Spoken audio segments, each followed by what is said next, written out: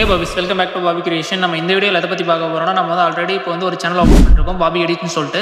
நம்ம போடுற வீடியோஸ் எல்லா வீடியோஸ்லையும் மேக்ஸிமம் 10 கமெண்ட் இல்லைனா 20 கமெண்ட் வந்து எனக்கு வந்து லைட் ரூம் ப்ரோ வெர்ஷன் வேணும், லைட் ரூம் எப்படி எடிட்டிங் பண்ணணும்னு எனக்கு தெரியல, எனக்கு சொல்லுங்க அப்படின்னு சொல்லிட்டு நிறைய கமெண்ட்ஸ்.